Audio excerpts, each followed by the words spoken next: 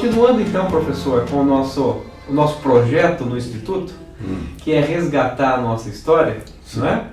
Nós temos então um ciclo de bate-papo, se é que eu posso dizer assim, onde aqui nós temos convidado alguns professores que de fato fizeram um alicerce do nosso Instituto e nos coloca hoje com uma certa sustentação e que as paredes não trincam, inclusive.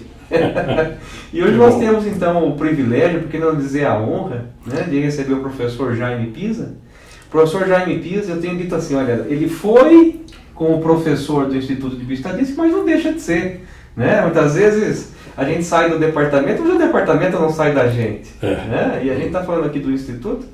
Eu gostaria, professor, só para nortear um pouco a nossa conversa, que o senhor falasse um pouquinho da formação, né? Como o professor Jaime Pisa fez a graduação, quando foi, em que, né?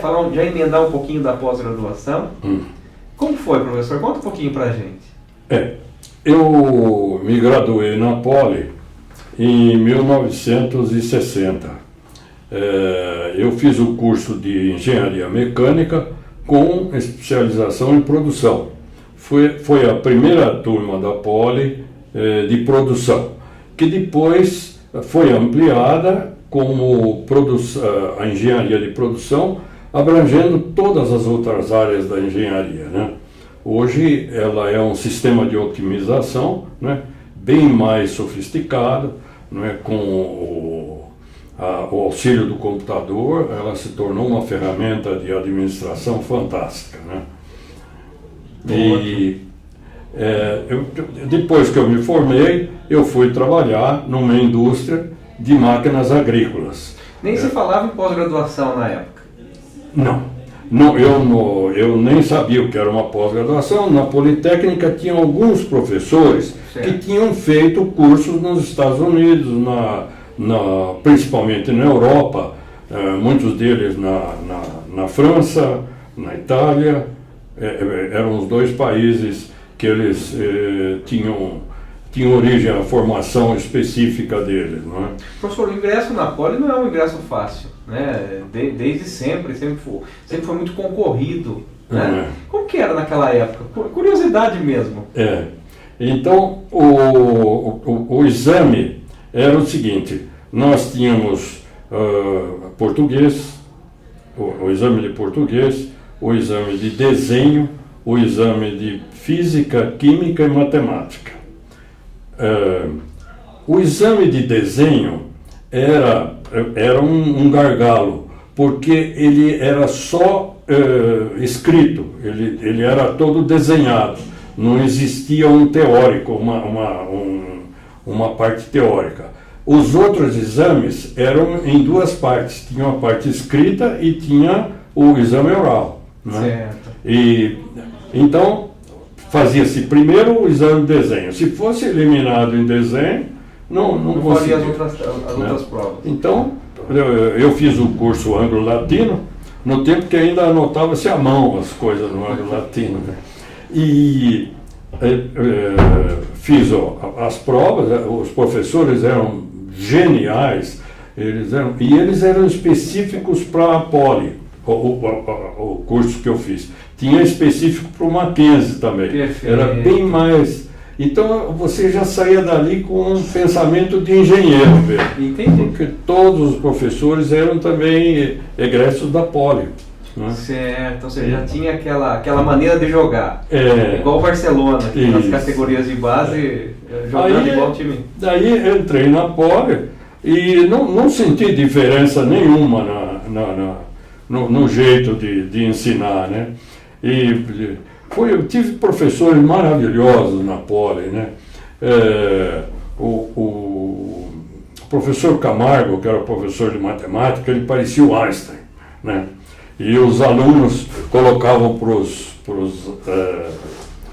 novos, né, que vinham, falavam: "Lasciate la speranza o voi che entrate in questa scuola", e punha a fotografia do Camargo lá, né?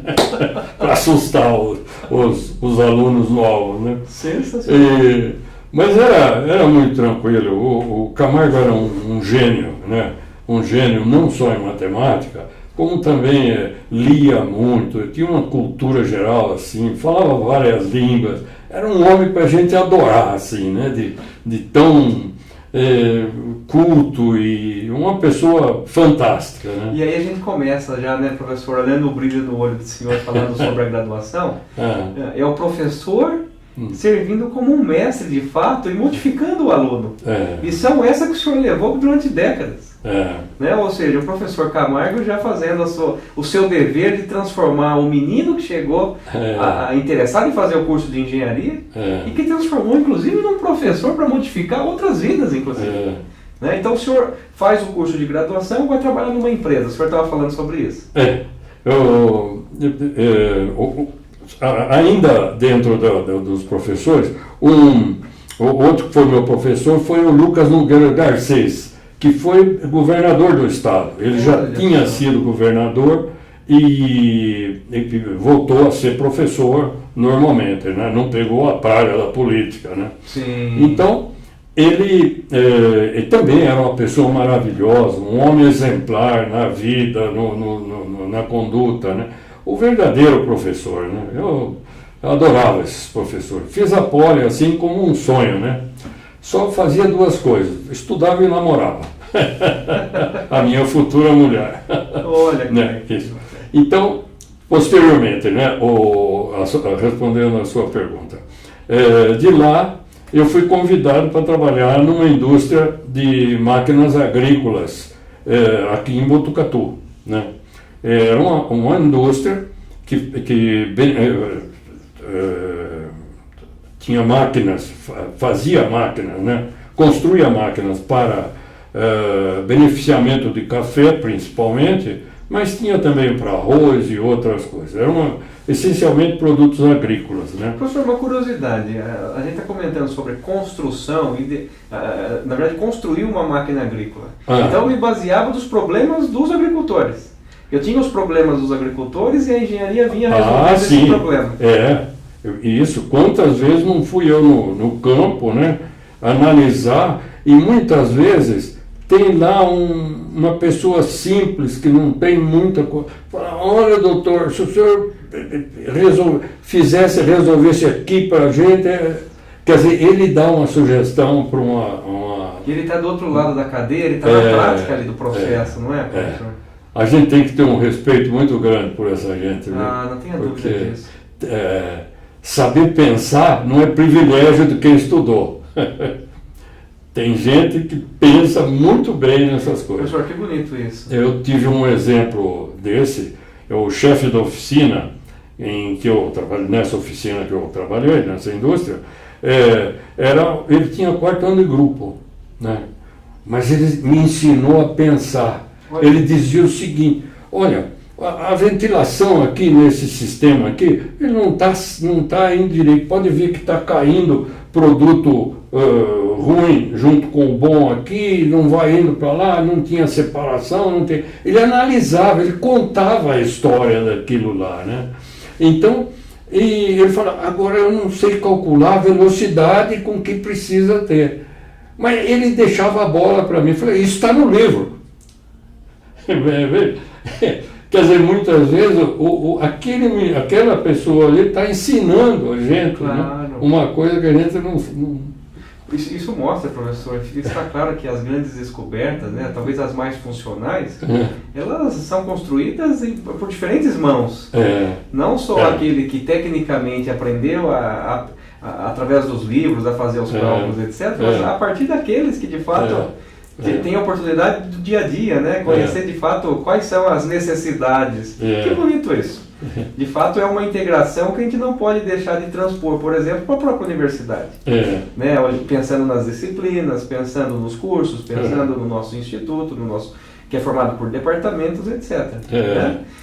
E isso está muito claro para a gente, não é, professor? Essa questão da necessidade da integração. Sim. Não é?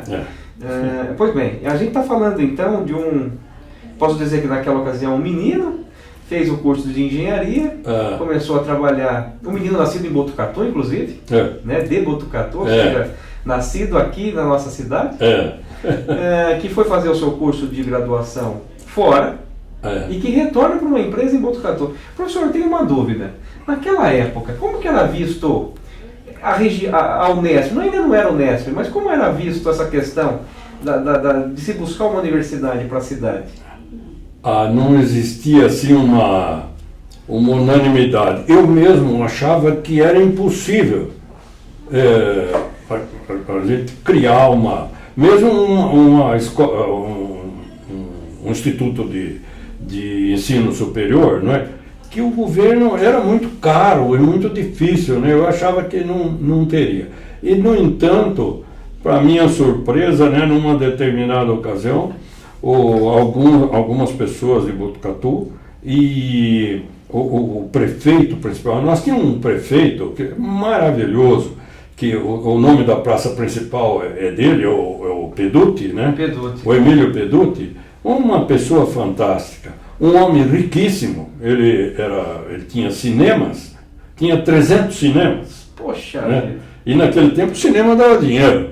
Então, ele praticamente o salário dele ia lá para as obras de caridade, para as coisas que ele precisava fazer e tal, né? E ele era amicíssimo do Carvalho Pinto, que era o governador do estado. Né? Então, por meio deles, ele conseguiu que fosse ativado o plano, porque o plano já era anterior. O Adhemar de Barros tinha comprado já esses equipamentos há muito tempo. Certo. Né? Então aí foram implantados aqui e começou a universidade, os institutos, um dos institutos isolados, né? Porque este prédio aqui foi construído para ser hospital de tuberculoso. Ah, tá certo. Porque Botucatu era considerado uma região de clima muito bom para quem tinha problemas pulmonares, né? Que viessem se tratar aqui. Viesse se tratar, que tinha pensões aqui na vilinha aí, para as pessoas. E com regimes especiais, tudo, as pessoas tinham todo um processo para se tratarem, né?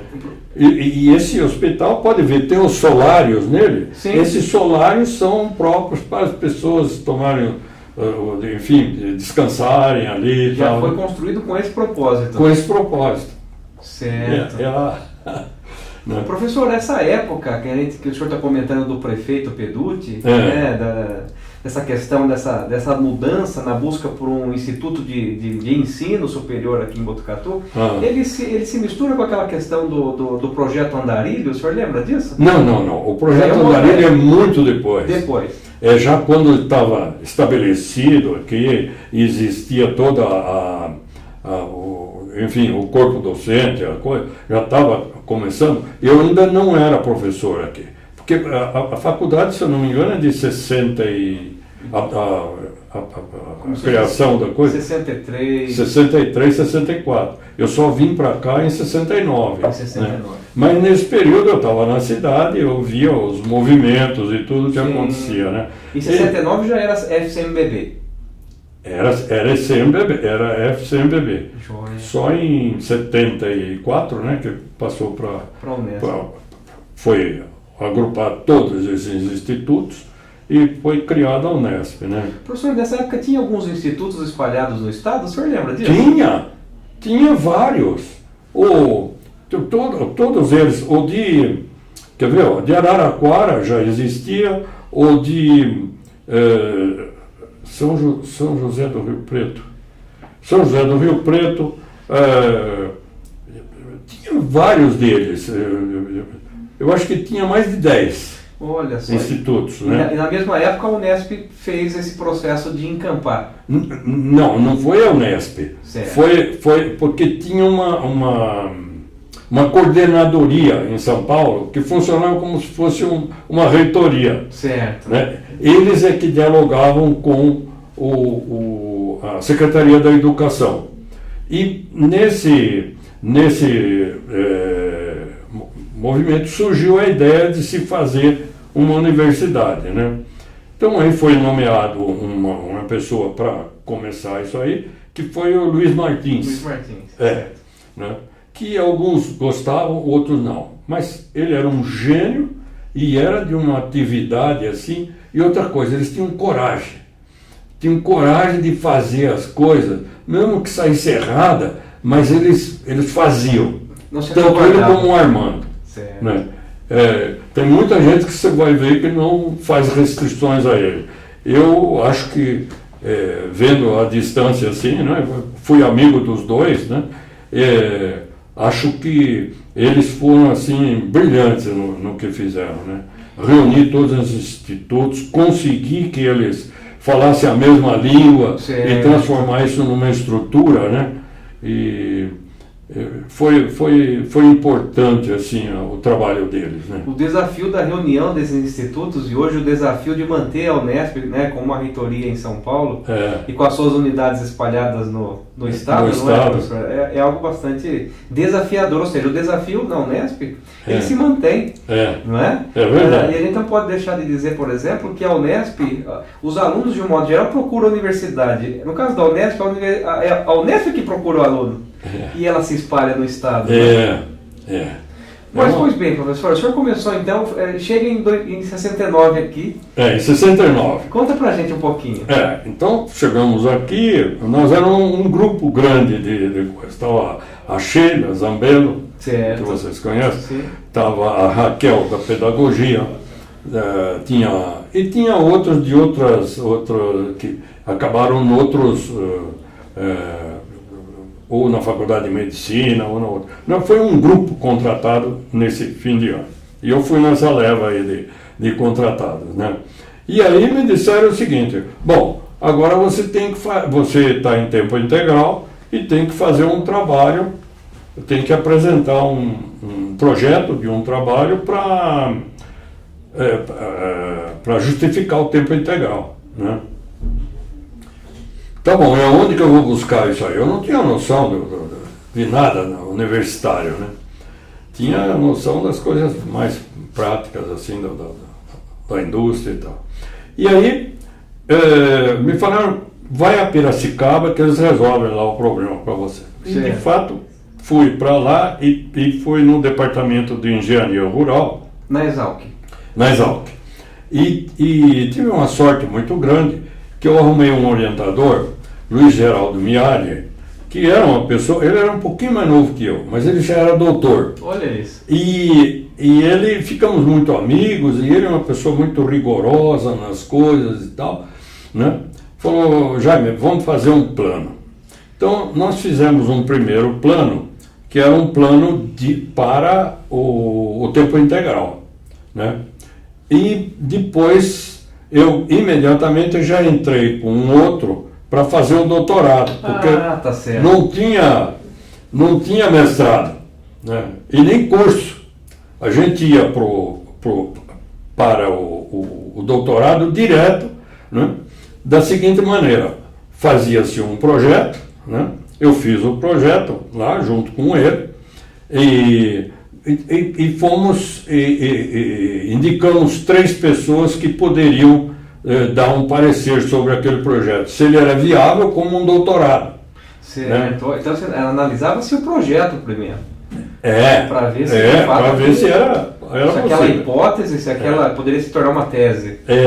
E mesmo o outro, que era só um para tempo integral, ele era submetido aos órgãos superiores para ver se era um projeto viável e o custo dele, assim por diante, né? E aí foi aprovado, né? 3 professores aprovaram, lá da Exalc. Fazia-se uma banca naquela época, professor? Não era uma banca, a gente ia visitar cada um. Alguns eu fui na casa, na própria casa dele. Levei o projeto lá e tal.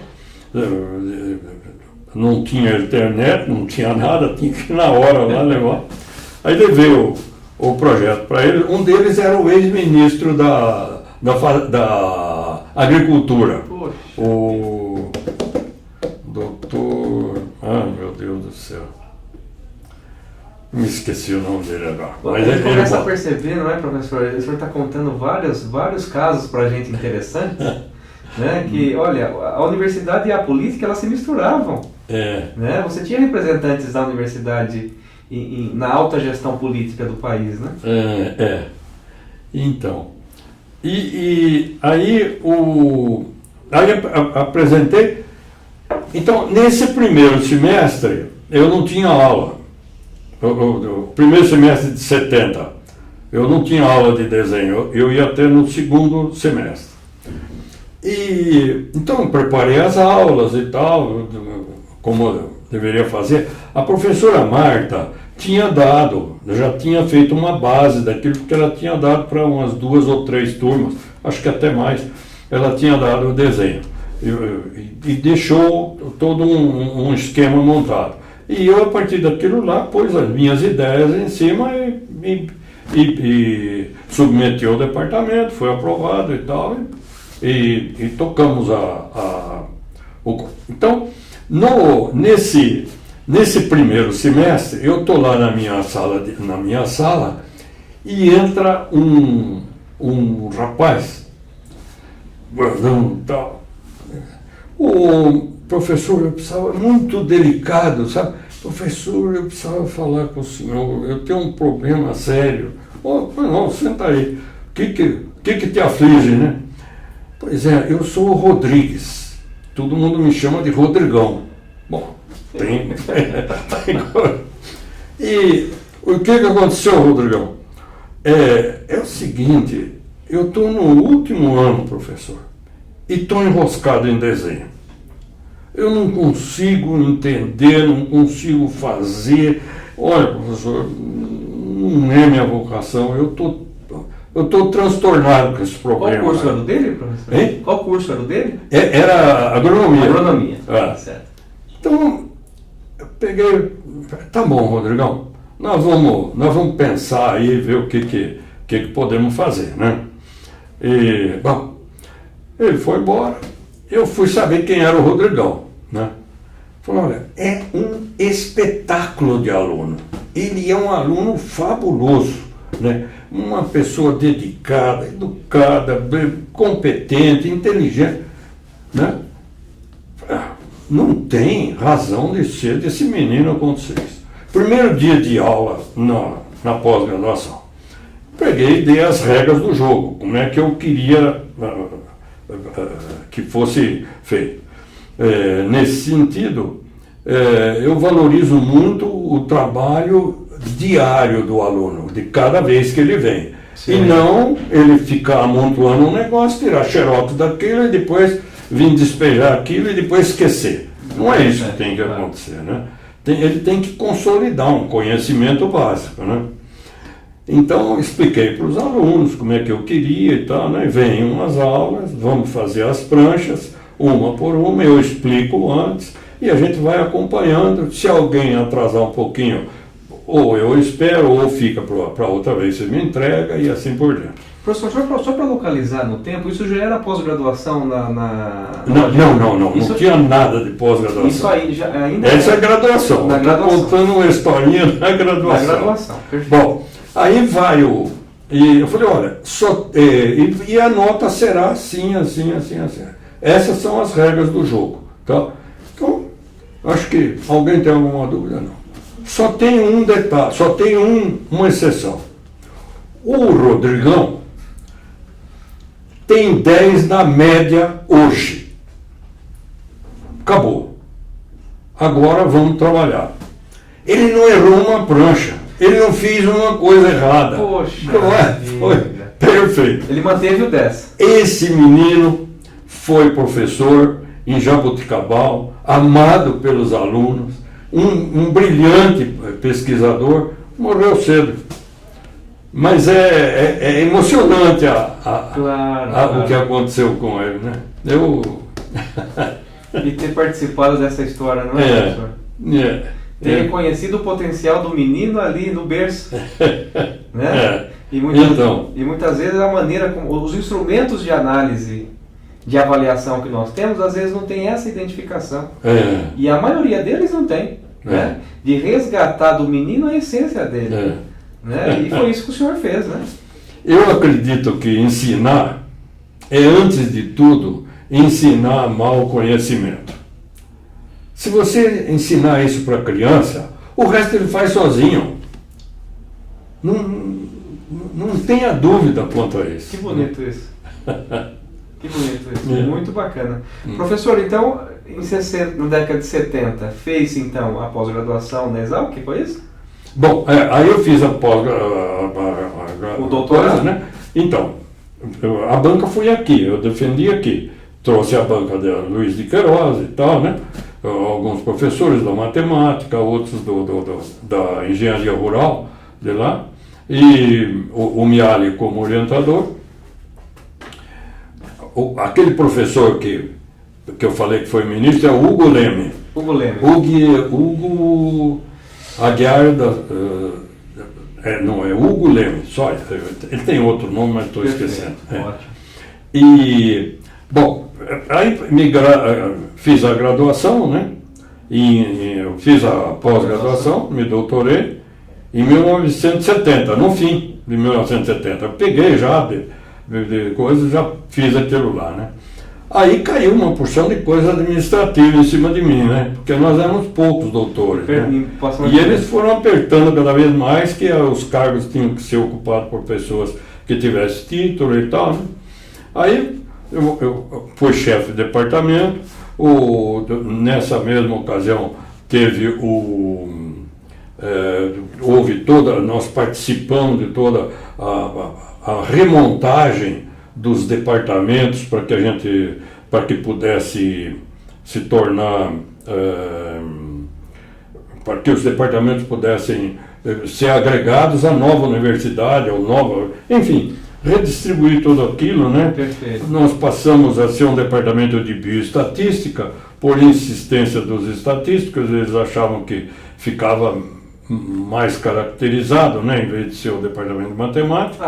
Antes era um departamento de matemática. Era um departamento de matemática. Tinha matemática, estatística, desenho. Eram as três coisas. E depois entrou a computação, que veio depois, né? Porque não tinha. Professor, foi nessa época que surgiu a biofísica e a bioquímica, ou já existiam os departamentos? O senhor lembra disso? Eu tenho a impressão que foi quando foi feita a universidade. Quando transformou em universidade é que os departamentos foram montados, talvez. Foram montados desse jeito, né? Entendi. Isso era a cabeça do Armando e do Luiz Martins. Eles tinham lá o jeito deles criarem toda essa... E trazer o prefixo bio aí para os... Eu confesso que eu tinha muito pouca experiência, zero praticamente, universitária. E eles não, eles tinham vivido, apesar de eles terem a mesma idade que eu, eles tinham vivido a universidade todo aquele tempo que eu passei na indústria, né? Perfeito. Então eles tinham um padrão que tinha que ser respeitado, porque se eles errassem, eles erravam muito menos do que eu, compreendo, né? Professor, e essa transição aí, lógico, trazendo a experiência já da pós-graduação, mas do engenheiro que estava ali trabalhando na indústria e resolvendo problemas do campo, e agora se dá, lógico que não foi de uma hora para outra, mas está diante de alunos ali ensinando. Como foi esse processo? Olha, eu tive uma sorte. Aconteceu o seguinte, eu tinha um vizinho que era diretor de uma escola de segundo grau, aqui no primeiro e segundo grau. E ele, numa certa hora lá, ele me convidou, falou, escuta, você não quer dar desenho para os alunos lá na minha escola, preparar para o vestibular, porque era importante no vestibular o desenho, como eu falei para você, né? Isso enquanto o senhor era engenheiro? Engenheiro lá no Brasil. Então eu tive um treinamento e minha mulher é professora também, né? Houve uma conspiração. Eu fui pegando um pouco e lendo um pouco sobre pedagogia e como é o adolescente, como é a criança, né? Fui aprendendo, né? E aí foi nascendo meus filhos também, tive que aprender também com eles, né? O pai não deixa de ser um professor, né? Depois de ser o exemplo, talvez. E por que não dizer que o professor é o exemplo do aluno, não é? Eu acho que em muitos casos ele influencia o aluno assim. Eu fui influenciado pelos meus professores, né? Como bastante. Eu falo do professor Camargo, não foi isso? O Camargo, E teve outros professores também que foram maravilhosos. Que história bonita, professor. E nós temos aí, eu posso dizer que o senhor pegou então uma fase importante de transição, da FCMBB, aí já trazendo essa experiência da escola, né, da Casa de Ensino Superior para a Unesp em 74, 76, aos meados da década de 70, e essa experiência mostra, olha, antes era assim e agora está desse jeito. Não sei se o senhor entende esse processo de transição. Essa questão administrativa, o senhor já era doutor à época, ou seja, muitas tarefas administrativas foram dedicadas ao senhor. Como foi esse processo da transição? Ele foi, o que era a FCMBB ficou muito diferente quando a Unesp trouxe o logo dela ou não? Ou se manteve a estrutura? Como foi, professor? Não, olha, de certa forma foi suave isso aí, né? Tem algumas pessoas que achavam que tinha que ser diferente e tal, né? Isso é normal e é até necessário que seja assim para que as pessoas pensem duas vezes cada coisa que vai fazer, né? Mas, de uma maneira geral, foi muito suave essa transição, né? Não foi conflituosa, né? Eu posso dizer que essa transição talvez tivesse sido um amadurecimento daquela Casa de Ensino Superior? Ah, sim. Perfeitamente. Foi. A hora que reuniu aquilo numa universidade, né, deu outra personalidade. Porque a gente era um instituto isolado, eu estava meio sem rumo ali no meio das coisas, né? Quando virou uma universidade, a gente se sentiu muito mais forte, né? Isso não tenha dúvida, né? E que universidade, né? Um tamanho grande, coisa, né? E ainda com o Centro Paula Souza junto, né? Sim, sim. Coisa... Tomou uma proporção que talvez outrora não tivesse sido sonhado. Né? Foi verdade. Um sonho construído ao longo do amadurecimento. Eu não sonhava muito porque eu não tinha... eu passei esses 10 anos na indústria, né? Então eu não tinha muita...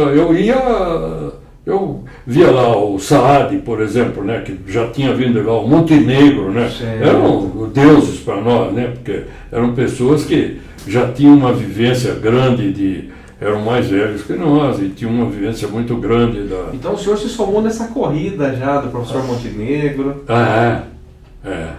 Fantástico, né, um homem fantástico.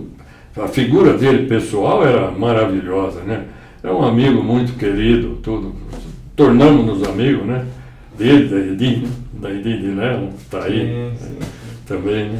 Professor, e quando houve a criação do curso de pós-graduação? Que o senhor começa, em Botucatu, que o senhor começa a ter essa também inclinação para a pós-graduação? Aí aconteceu, eu fui cooptado pela engenharia rural, né? Nós fizemos toda a pós-graduação lá. Nós tínhamos disciplinas da bioestatística, e nós colocávamos essas disciplinas à disposição deles lá. Eles trabalhávamos lá dentro do grupo deles. Lá, né, Em que época foi criado o curso de energia no Lajeado?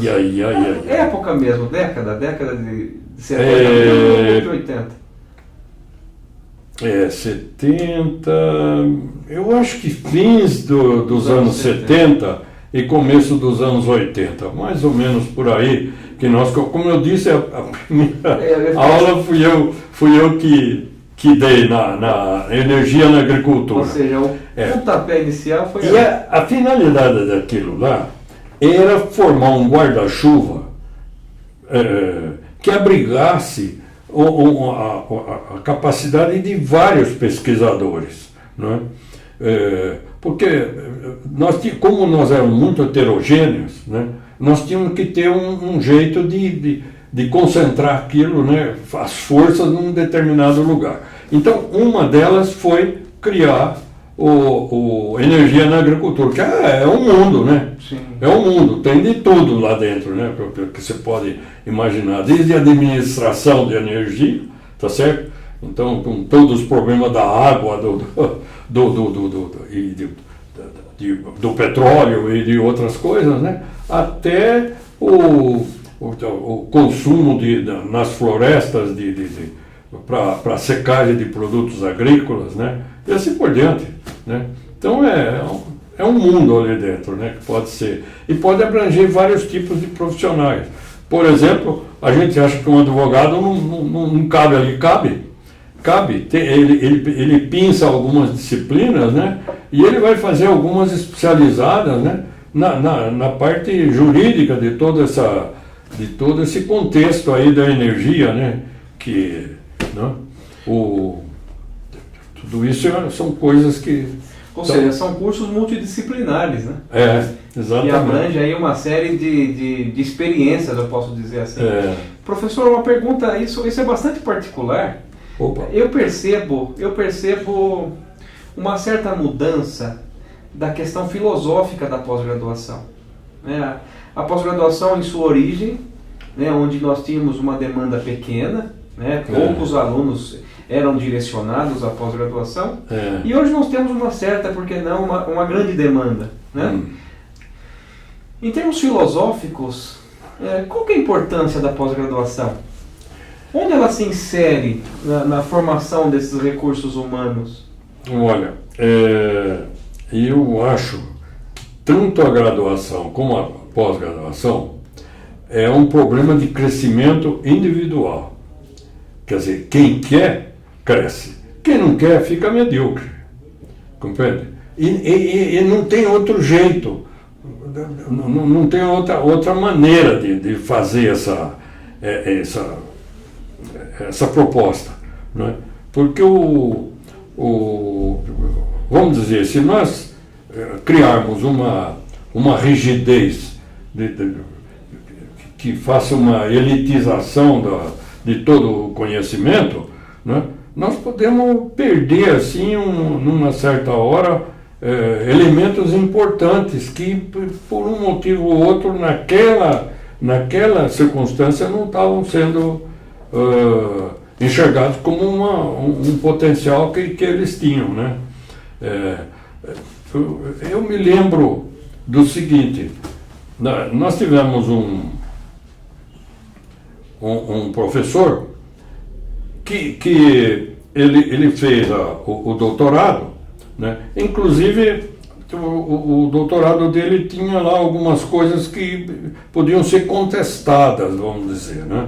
Não estava coisa. Anos depois, ele foi um dos indicados para os prêmios como o pesquisador do ano e tal e coisa. Quer dizer, ali era um ponto, era circunstancial aquilo ali. Perfeito. Né? Então, a gente vê, por exemplo, nos Estados Unidos, né? Eu conheço os Estados Unidos de passagem, nunca fui na parte universitária deles. Nos Estados Unidos, a gente vê que tem uma diferença de qualidade de pós-graduação muito grande entre os vários estados e as várias universidades, né?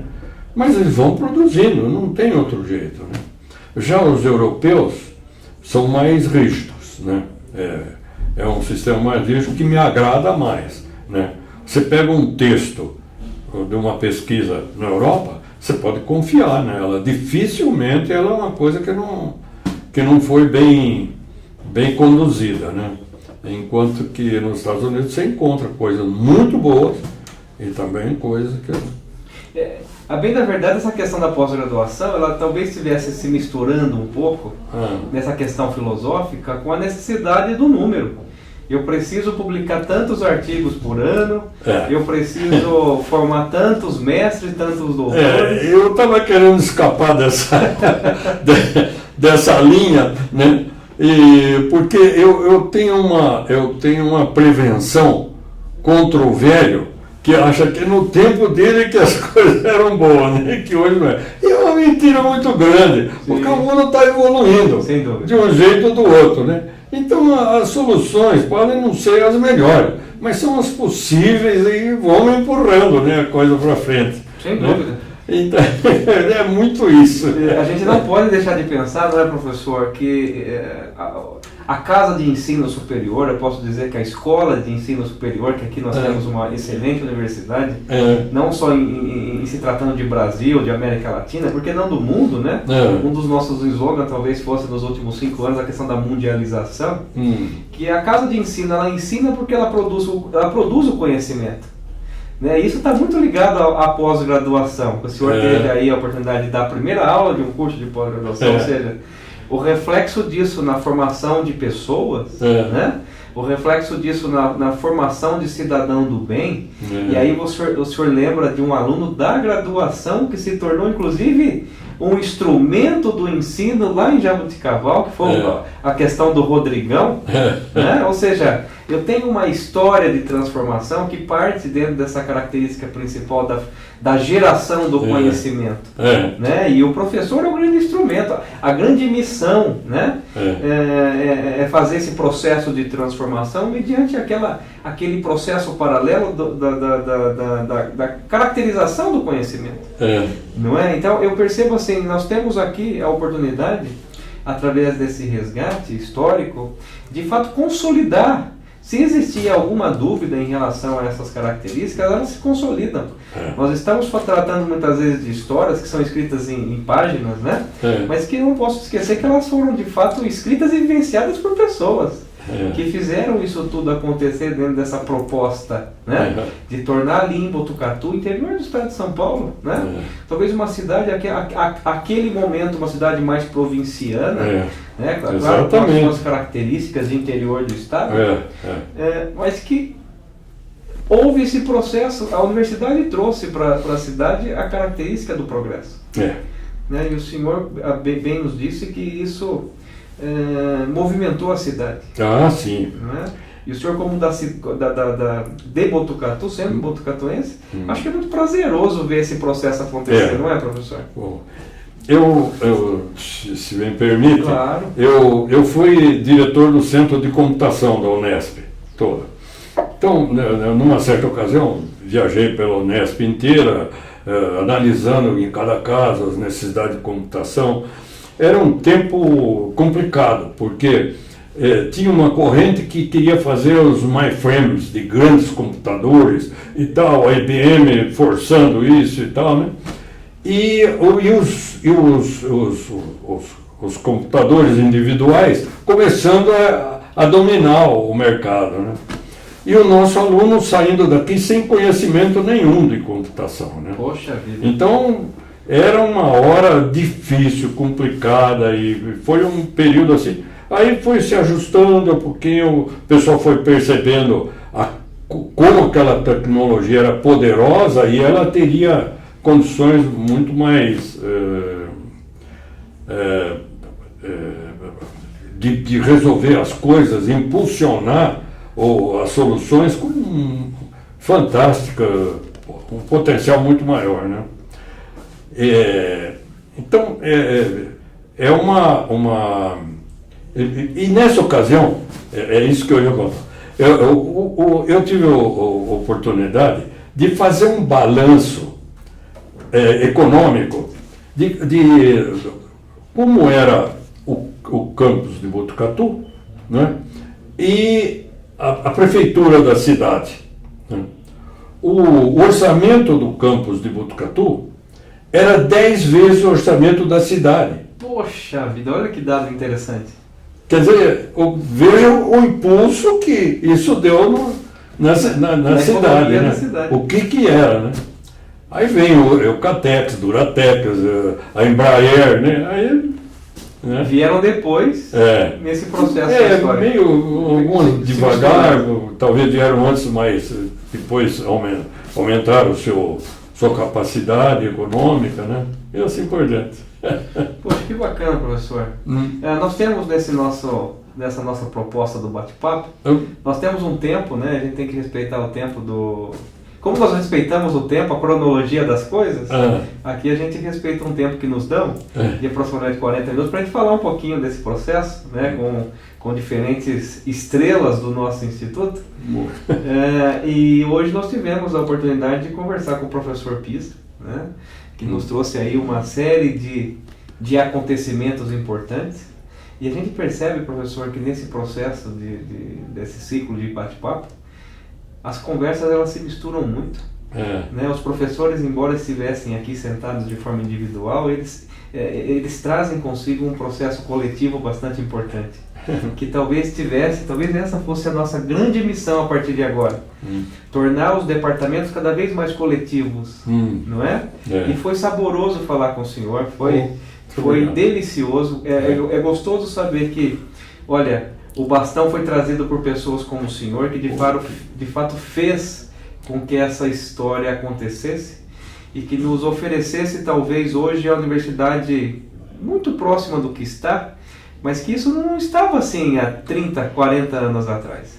Né? O sonho se tornou realidade através de brigas políticas, através de propostas, através de realizações, muitas delas nem tão simples como se parece. Né? Nós falamos aqui de momentos históricos importantes e que o senhor fez parte disso daqui. Então o senhor fez parte da história e faz parte da construção. Então isso me simplifica dizer, professor, muito obrigado.